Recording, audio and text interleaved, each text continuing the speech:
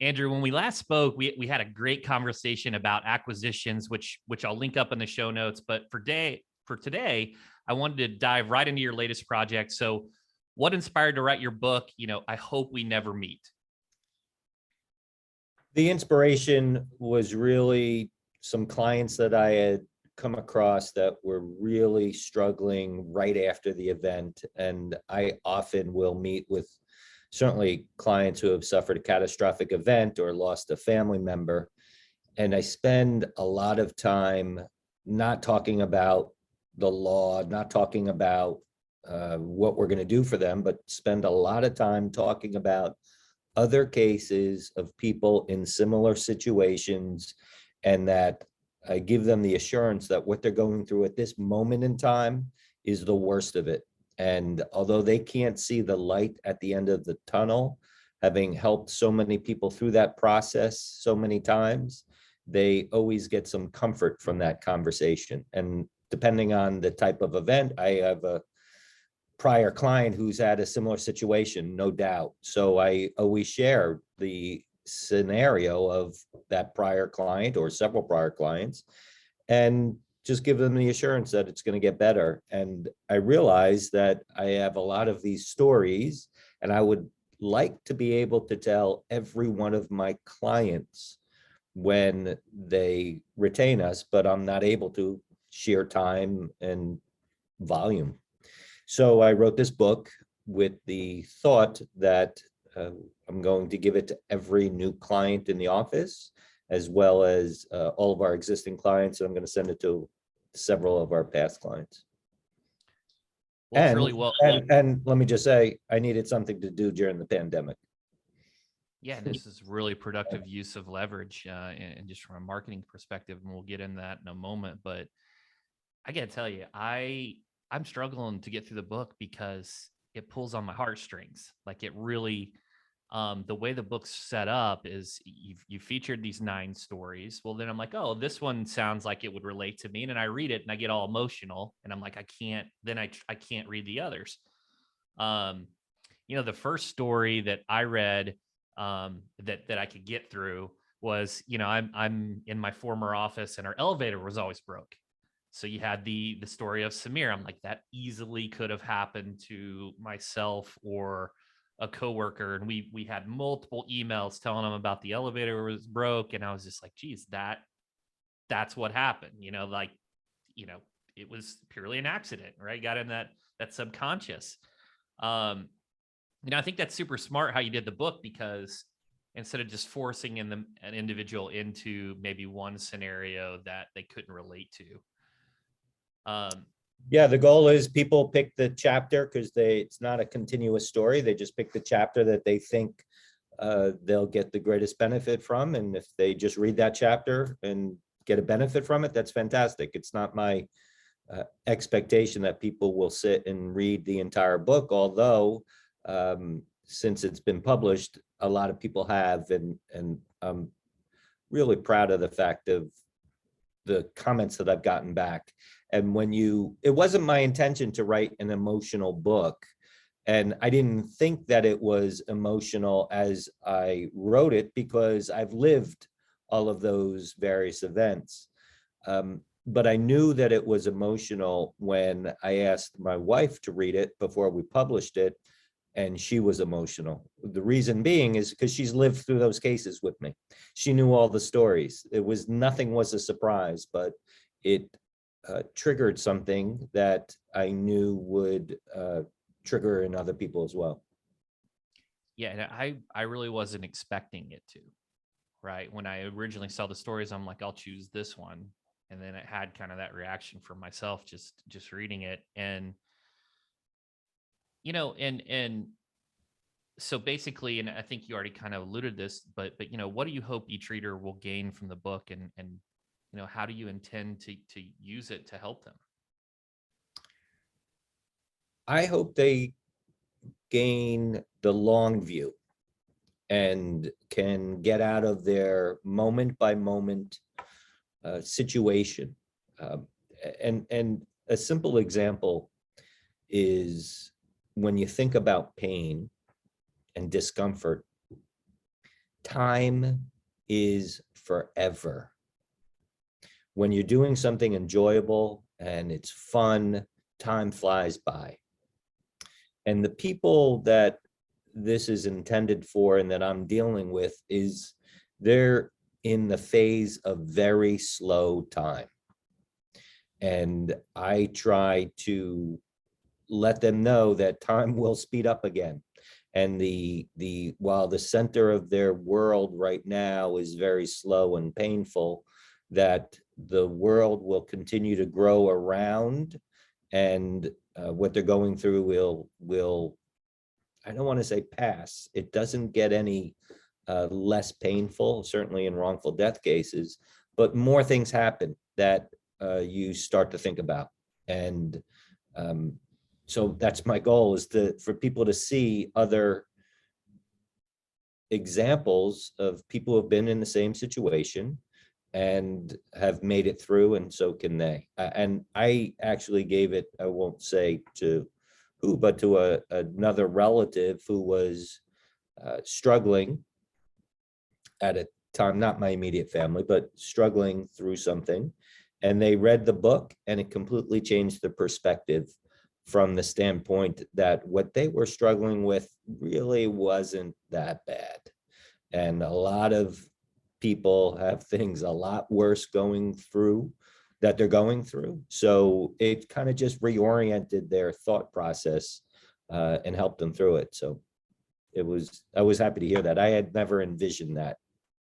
Yeah, that's incredible to be able to do that for someone, and to be able, I think the best part of this is doing it through a story. Like, that's how individuals can relate and retain. So I think it's super smart. Kind of jumping over to, the second part, there's a marketing practicality to it. There's some authority building. Ultimately, this book was written for the consumer who's going through a profound tragedy. You infuse so much expertise in the pages, but, how does the book help convey your authority and your knowledge of the situations to your audience? By interspersing legal concepts. And I don't just tell the story of a case. I try to give some insight related to the strategy with which that case was put forth, as well as the thought process of my clients. And an ancillary benefit of the book, which was intentional, was to try to change the perspective of what I do. And the insurance companies have done a very, very good job at chastising plaintiffs' personal injury lawyers and setting us up as quote unquote ambulance chasers when we're anything but.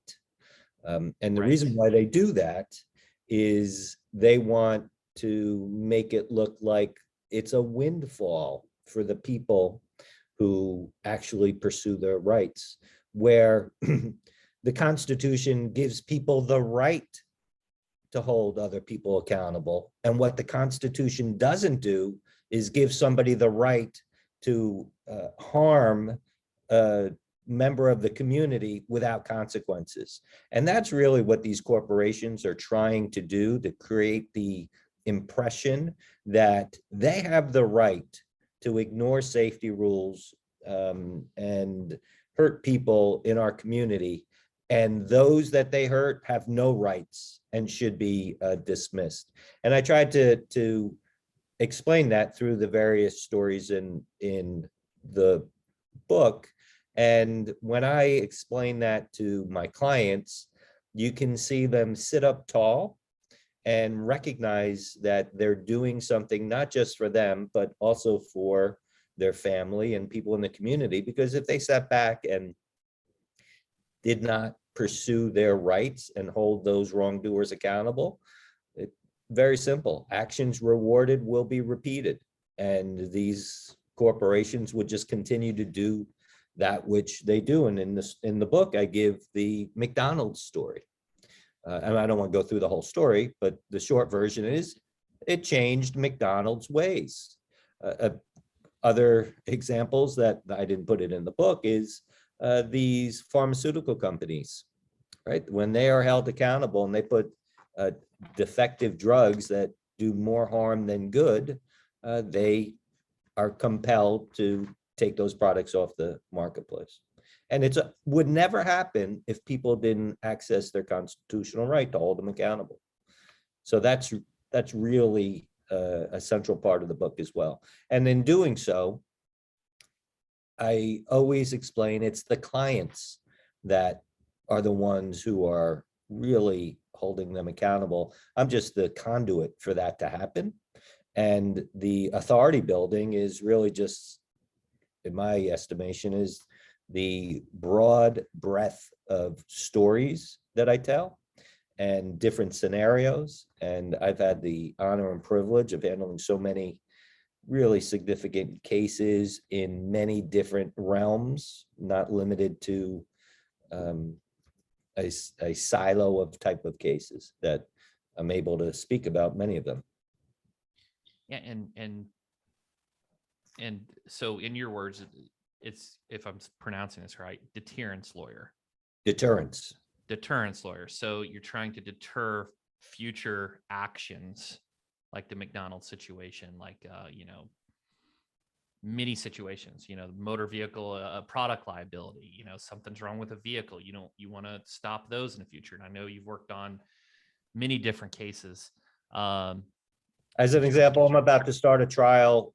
That's why we had to move this, but I'm about to start a trial next week where somebody was injured on a construction site. It was entirely predictable and preventable. And this construction company, the general contractor and the owner of the project put forth a plan that said, here is a significant risk, and this is how we're going to mitigate it.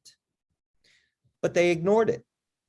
They ignored their own mitigation strategy. Not only that, in New York, the labor law required them to have the mitigation strategy, and they ignored it. So as a result, my client was catastrophically injured and lost a leg. Never should have happened. Yet they're coming forward and trying to blame him, not accepting any responsibility. And he understands that he has not just a duty to him and his family to pursue this, but if he didn't hold them accountable, this general contractor who has a lot of construction work, they would just ignore those safety rules going forward. Yeah, that's so powerful, and it's unbelievable that things like that occur. Let's talk about the project itself. So, writing the book, it seems overwhelming. It seems like a massive endeavor. What was the process like for you? What do you wish you knew before you started the process? Let's walk through that scenario. I was challenged because I've never undertaken such a project and I wasn't sure how to do it. But I can't think of a time that I see a wall in front of me. It's just a project. It's not something that is insurmountable. I truly believe there's nothing that I can't do. That doesn't mean that I'll be successful at it, and that doesn't mean that I'll do it really well, but I sure as hell will try, and I'll get through the best that I can get through. So it was never a scenario where I was sat down and said, I can't do this. It was, all right, so I'm going to write a book. How do I think is the best strategy about going about it? I did not watch anything on YouTube or read a book on how to write a book. I just sat down and did it. And I really thought through the process, what is it that I want my book to, who do I want it to speak to? That was my first threshold question that I answered for myself, which was I wanted to speak to my clients. And then what is it that I want to communicate to my clients, which I've already talked about, which are those stories. So then I just sat down and literally on a spreadsheet wrote, probably off the top of my head, 25 cases with the core facts of what those cases were. And then I organized them by types of injury, whether it was a wrongful death or a amputation or paralysis, whatever. And then I decided just to organize them. Once it was on a spreadsheet, it was easy to do. Organize them by injury. And then I took the elements of, for example, if I had, off the top of my head, I don't remember exactly what it was, but if I had 10 wrongful death cases, I took elements from all of them and created a story. Because each of those chapters, they all have elements of multiple cases in them. They're not one story. And I did that because I didn't want any client to feel like, oh, that's my story. I've had some prior clients call with great pride and said, when you wrote that element, were you really talking about me? And the answer was yes. But nobody would be able to recognize their individual case in there. Got it. Got it. Yeah. And, so from just the medium, so you could have got on YouTube and talked about these stories, or you could have wrote a blog. What does a book give you from a marketing aspect that maybe a blog doesn't? Why did you choose to create this form of medium, this media, and not say a blog? The perception is the difficulty of creating and authoring a book is high. And when there's a high barrier, those who accomplish it have a certain element of expertise that's perceived by the mere fact that the book was written. And physically giving that to a client and letting them consume it at their leisure without the necessity of being connected to something, I thought was just completely different messaging. I have a lot of YouTube videos, a lot, which I use in the delivery of my services to our clients. So I have a series where I explain litigation, I explain settlements, I explain offers, all sub videos, and we share those with our clients. But the book itself is not the delivery of my services, it's the delivery of a message. And that messaging of that we're a firm that's about care and compassion and concern, I think a book speaks volumes to that. So it creates an authority that I just don't think one gets from YouTube, because there are so many YouTube videos out there, or any other medium, frankly. Yeah, and I couldn't agree more. And it's leverage. You can distribute it. And the other thing that it's interesting that a book does, even from a podcasting perspective here, right? We're talking about your book. We're talking about the strategies of why you wrote it. So it gives you, these different platforms. You could potentially go to conferences, speak about the book on stage, and that maybe other things don't do as easily. Not to say that you couldn't have those same opportunities, and you have, but it gives the host like myself, or the conference like a platform or a reason to have an expert on the stage. And so I think there's some of those applications too, particularly on the podcasting side. It's a really it's an easier way to get your foot in the door. I also add it also allowed me to have a lot more thought than I generally do in speaking publicly. So when I speak publicly, which I do a lot, I really don't prepare much. Like, I did not prepare for this podcast. And one impression will be made through my voice and the stories that I tell and the words that I use, but they are not nearly as deliberate as they were when I sat down and wrote the book.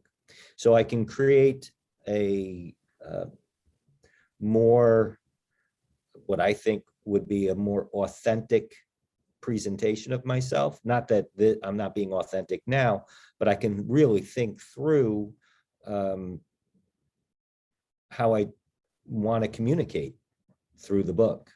And because I really wanted, it was very important to me that that book really was in my voice in the way that I speak to my clients. I think that's really interesting to think about, because when you're speaking on stage or you're doing a podcast, you're like, oh, you know what? I wish I would have said this, or I had this little insight. I didn't have the time, or maybe I didn't convey it properly, but you really get to be intentional about the words in the book. That's a perfect example, because I was just struggling with describing the difference between a podcast and writing the book. And really, until you just said that, what I was struggling with is being able to have a full and complete thought of why I think writing a book is better than a podcast. And I kind of circled the wagon on that.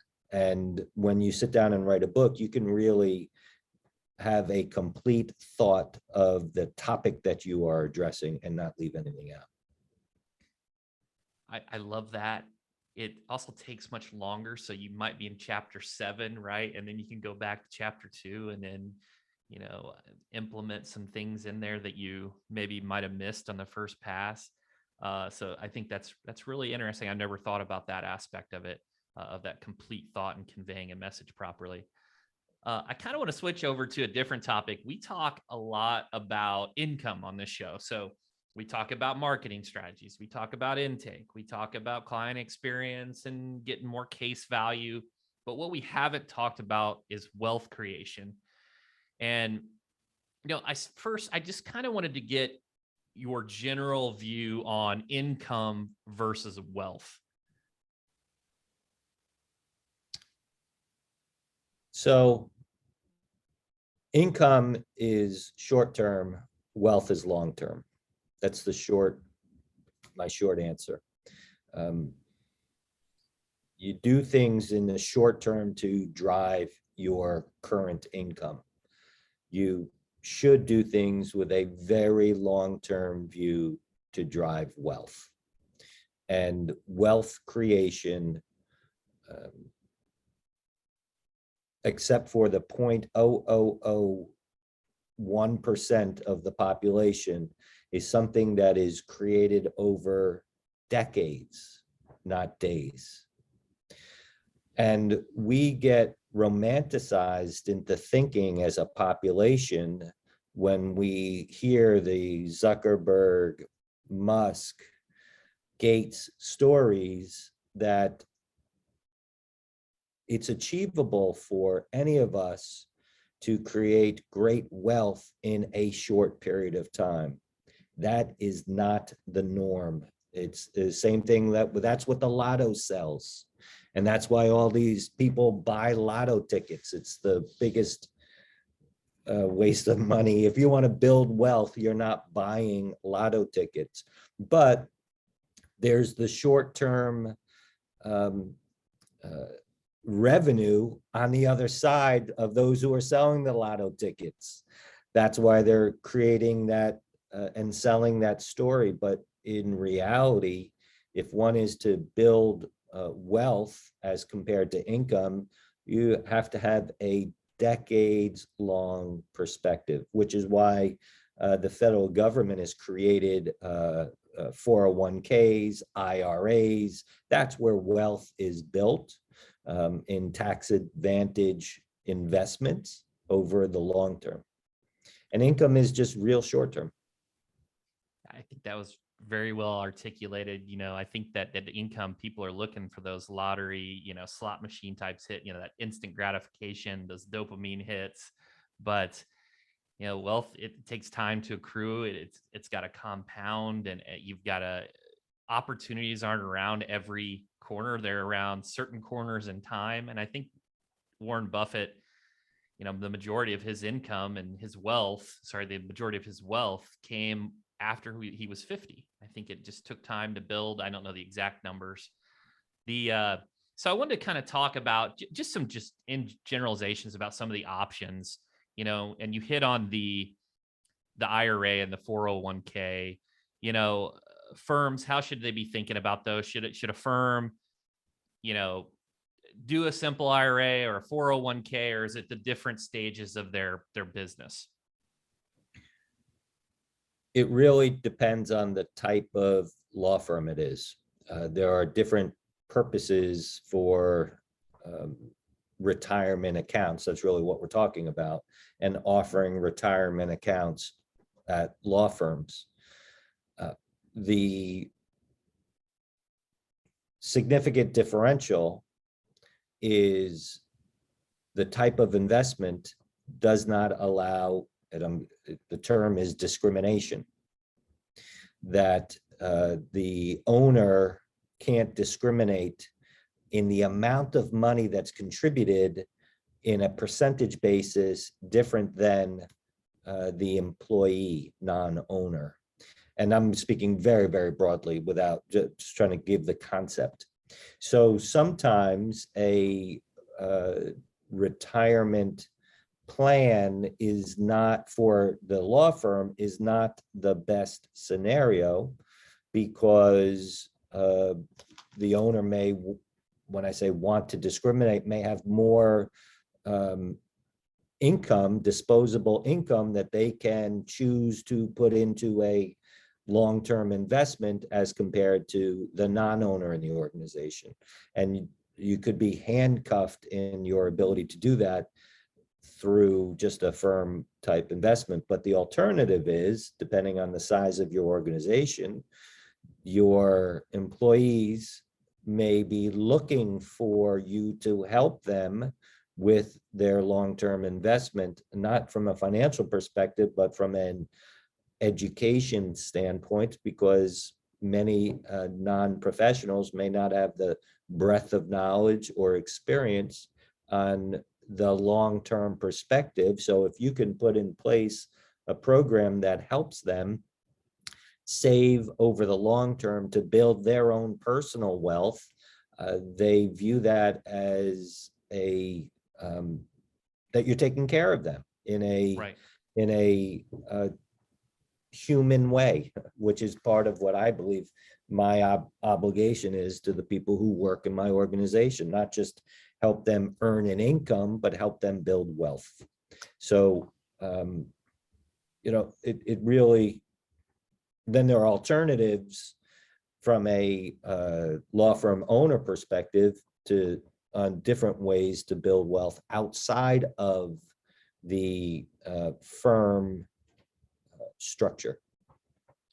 Yeah, and that's what I was going to kind of jump to next. The thing about the IRA and the 401k and your different levels of what you can invest. And I know that without going down a rabbit hole and how you would structure an entity with like C corps and S corps and executive pay and things like that, so you're not discriminating against. Well, that's not on a law firm. Law firms can't incorporate. Okay. Right. So Okay. there are lots of restrictions associated with that. Got it. Okay, so that's what the agency space really preaches. So that's interesting to know. So flipping over to some other vehicles, and I just kind of want to touch on these. I'm a huge fan of real estate. I like the tax advantages. I like the hedge against inflation. Do you think, first, I just want you to know your general thoughts on real estate, because there's many different forms of investing in real estate. And then also, do you think law firm owners should own their own building as maybe a form of an asset? So law firms should own their own building if they are secure in the long-term prospects of their firm. Because when you say that, the first word that comes to my mind is diversification. our biggest asset as lawyers is generally our law firm. Our most illiquid asset that we have is our law firm. It is not something that is easily transferable. There's no true marketplace to buy, sell law firms. So your biggest asset is also generally your most illiquid asset. And if you buy the building and put your law firm in, you are doubling down on that illiquid asset, and you're not diversifying. But if you have a great deal of confidence in the long-term prospects of your entity, then yeah, it's a great vehicle to invest in, because there's nothing better than setting your own rent and having passed through income to a real estate entity that gives you different tax advantages. So I just want to highlight you want to make sure you're diversified. That's all. Yeah, and I think the other subject needs really broad ones, and you're answering them very articulately, because you can look at a building and it can be an asset or a liability, right? It can earn for you, or it can just sit there and take money out of your pocket. To use Guy Kawasaki's type, description on these investment vehicles. The other, and I just want to touch on a few others, because these are the things that are common, right? We talked about stocks, and that's typically how you're going to invest into an IRA or 401. It's typically how individuals do it. And then real estate. Another one that's tossed around a lot is overfunded whole life insurance. And I thought if anyone knew about this topic, it would be you. It's how the Rockefellers grew their wealth. It's borrowing against the equity in the policy, and those dividends still occur. But should someone be looking at arbitrage? I mean, is that the advanced? What's just your overall thought on the whole life insurance? Because we're all beat over the head by, I can't think of the main, Northwestern Mutual's all coming for us. What do you think about overfunded whole life insurance? Here's my thoughts. I like to be my own bank. If I'm my own bank, I control the terms and I build wealth. Separate and aside, I don't know if you're aware of this, I formed an actual bank that trades on, it's a publicly traded bank, Empire State Bank. I formed it in 2004. I'm chairman of the bank. When I'm talking about I like to be my own bank, I'm not referencing that. I'm referencing whole life. And whole life creates a vehicle for you to be your own bank. You are not affecting the death benefit that'll help your family, unless you die when there's an outstanding loan, and that gets deducted from the death benefit. But it affords you the opportunity to make investments with your own capital and pay back that capital with interest, which is, it should be nominal in the big picture. So I am a big believer in being your own bank through the form of whole life coverage. You hit me with the curveball. So I definitely, I need to have an expert on that speak about this. The thing that I think is interesting about it is I could get you an expert. Not anybody that I have personally used, but I actually know a bunch of experts in the area. And the reason why I say be your own bank is I read a book that said be your own bank, and it completely illustrated the use of whole life to build wealth. There's so much here, and by the way, if people aren't familiar with the different types of life insurance products. It's really important to do your due diligence on the different types of life insurance products. I am not a believer in lots of other life insurance products. Same. For sure. Yeah, same. Like, I think the interesting thing about the overfunded whole life insurance and where you're alluding to being your own bank is where the dividends still and your equity still accrues and still increases in value. So the arbitrage risk of what you're borrowing, that percentage from the equity that you own, is mitigated because it still increases in value. Right. And So and it's really important to not all whole life products and whole life companies are the same.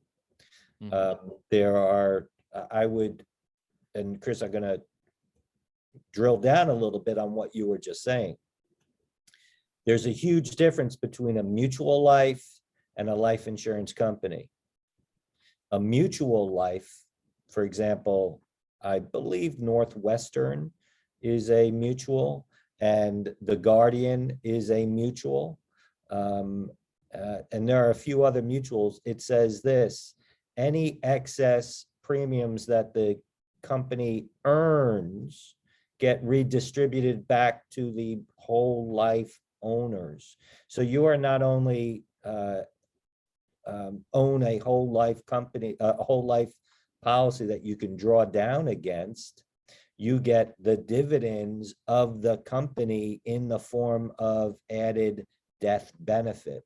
With that added death benefit, you then have more capital to draw from.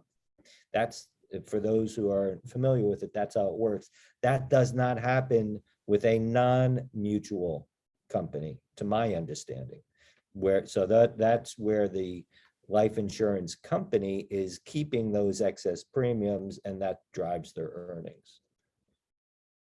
there's so much here. So guys, those of you listening, I think we have to bring on an expert, because I'm in agreement. I think this is one of the best forms of wealth creation. And again, that's how the Rockefellers, out of the families that we hear about, the Carnegies and all of those, that's why the Rockefellers still have their money. It's because of whole life. How about, I'll give you another one, Forbes. Malcolm Forbes had more life insurance than any other asset when he died. You know, the other thing that, and the main reason is it passes outside of your estate from estate tax purposes. I hear that banks, too, a majority of their investments go into whole life, which is interesting to think of its own. So being a chairman of a bank, I can tell you it's called a BOLI, bank-owned life insurance, BOLI. And there's a whole separate investment product that's sold exclusively to banks, BOLIs, and the bank will take capital and have a whole life policy on their executives. The executives have to sign off and agree to it, and they earn, and the earnings that are earned on the BOLI go to the earnings of the bank. So the answer is my bank has a significant investment in BOLIs. Super smart, super smart. I want to touch on just a couple other, just real quickly, and then a big picture. So 529 accounts for kids. Definitely, really important. Yep. That's building wealth over 18 years. Start from as soon as they're born, don't miss it. The interesting thing I thought, and I have a newborn, he's 8 months now. And when we opened the 529, I had the whole family rallying, wanting to contribute to the 529. So I thought that was really special. I think any new parents should definitely look into that. And then can I just talk about 529s for a second? Because yeah, of course. I'm on the other end of it. Okay. My kids, my youngest graduates college in 2 weeks. So we've made our last 529 payment out of her account. My middle one graduates grad school, master's in education, and my oldest is in his second year of law school. We invested in 529 plans for each of them, as just like you did, starting as soon as they were born, funded it for the first 7 years of their life or so. And then it just, we happened to, my son was born in 94, so I caught the 94, 97, 99. And it's been a fantastic stock market. Put it into the most aggressive investment that you possibly can. Each of my kids have multiple 6 figures still in their 529 accounts after they're done. Now, it's completely transferable. And I told each of them to not touch it, so that when they have children, they can transfer it to their children, and their kids' colleges will be paid for. Just think about how long those monies will be invested. There's no greater wealth creator than the stock market, no doubt about it. And so the short-term pain will result in long-term gain. I'm sharing that with you, Chris, so that you can see, just like my book, you can see the other side of it, right? Hang in there, put a little, whether it's a monthly contribution or anything you put in will have long-term compounding. And when you get your 529 report, the statement, I'm sorry, you see what your contribution is and what the growth is. I mean, the growth has been in my kid's account, it's been, 500-600%. Yeah. Just by leaving it in. And I think what you alluded to, when they're young, super young, you can be incredibly risky, and your risk aversion changes as we age. But the other thing that back to the kind of the whole life, I'm beating myself up because I've got 20 plus single family homes, portfolio loan fixed, doing all of that. And I'm getting really great tax benefits, and I'm just kicking myself that I didn't, get the capital from the whole overfunded whole life insurance and didn't know anything about it. And I could have been borrowing against myself and growing my own money, but instead the bank's getting that benefit, and we're talking a lot of money. And so it's all these interesting things. And I think what I'm trying. Let me throw one more thing up for you. So you basically said if you replaced your bank with your whole life and financed your real estate purchases, you would have had it on both sides, the capital appreciation in the real estate together with the interest income on the whole life side, and you're getting it on both sides. What I would, because this is for lawyers, consider being your own insurance company, which is what I've done. You can form, it's got to be a bona fide insurance company. There are different states that have different advantages, whether it's Vermont, whether it's Nevada. You could do it offshore. There are lots of different ways of accomplishing it, but you pay yourself premiums for your coverage and invest those premiums. And there's special regulations in the IRS code that says the premiums, as long if it's basically a captive insurance company, it's called. Captive insurers have special rules and regulations in the IRS code that the first $1.2 million of premium that's recovered or that's paid to the captive insurance company is federally tax-free. And depending on the state, that'll determine your state tax. So there's a expense on the law firm side as paying any insurance company, but there's no tax on the captive side. And then that is capital that then can be invested and then can be paid out as dividends. Geez, that's really heavy on me. And I know Ted Jenkins I was at a Chris conference talked briefly on it as well. And yeah, and by the way, it's not limited to law.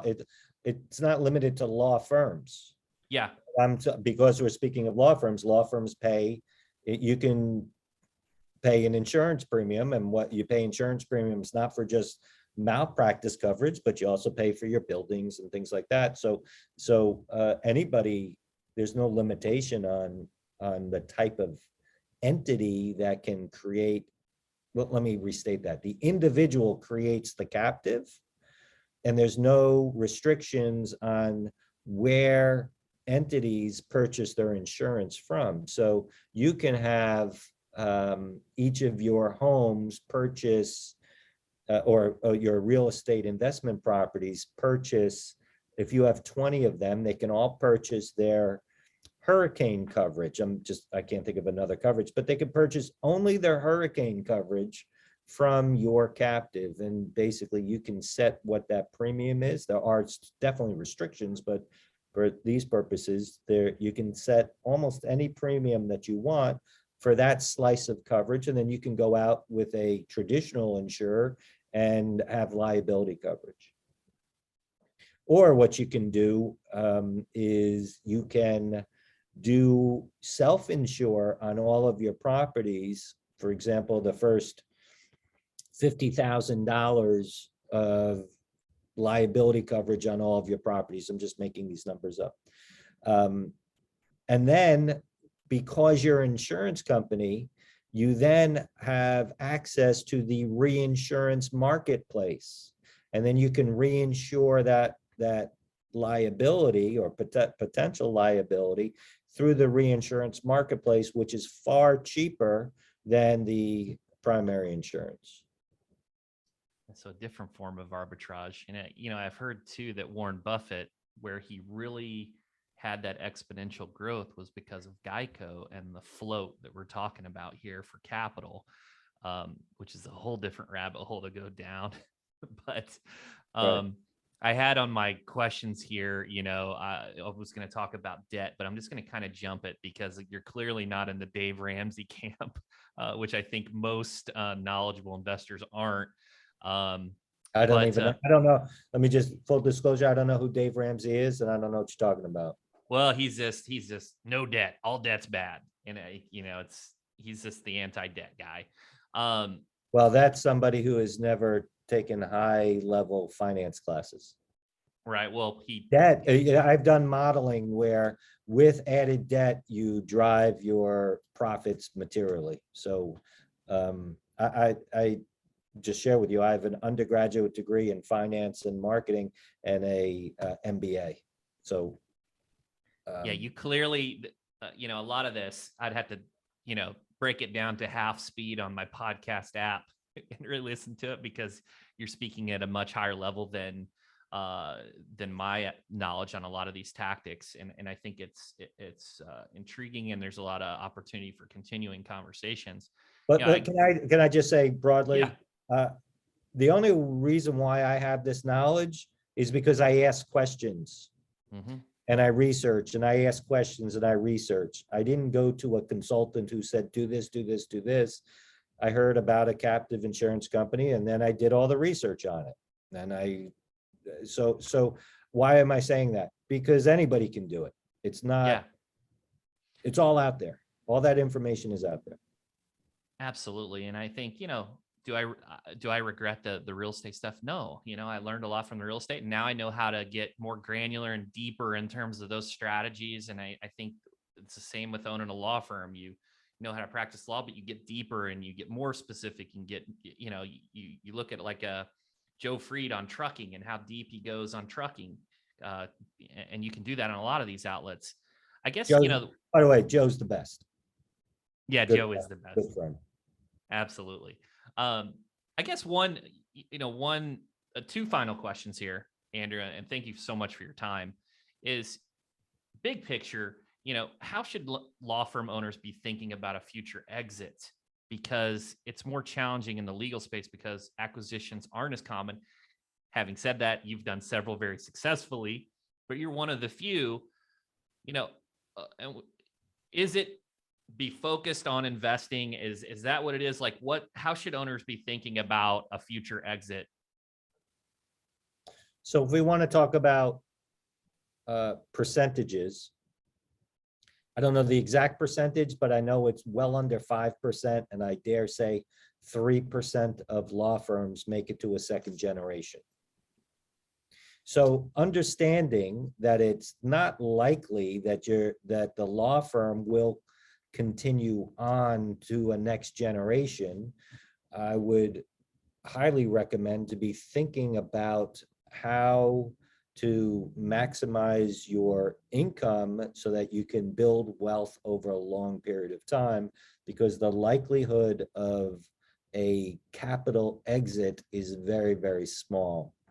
The type of exits that law firm owners generally accomplish is a merger where they get a forward cash flow stream based on what their inventory represents. But that, at any given time, a snapshot of your current inventory, you have to reduce the expenses associated with it, the operating costs. So it's not nearly as much, I'm speaking broadly on most law firms, as the law firm owner thinks.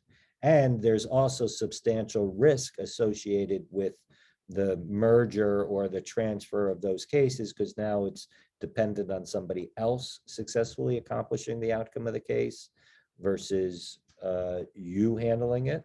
So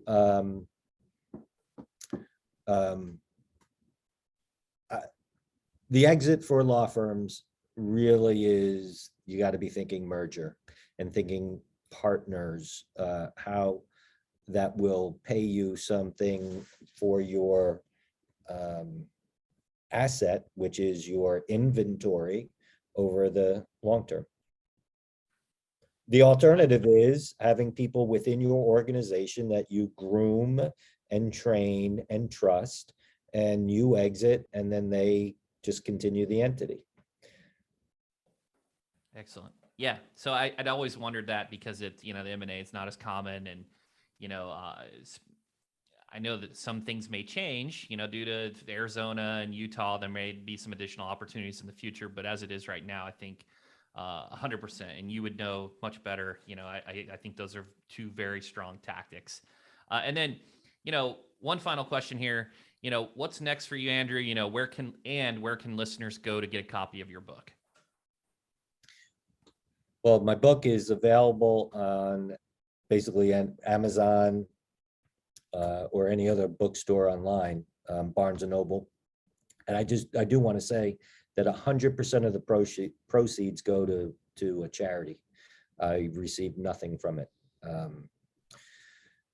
And what's next for me? Don't know. I'm trying a lot of cases, which is a lot of fun. But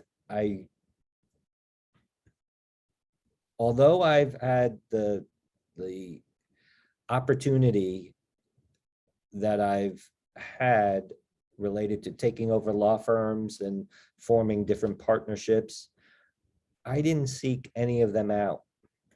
They all happened to come to me.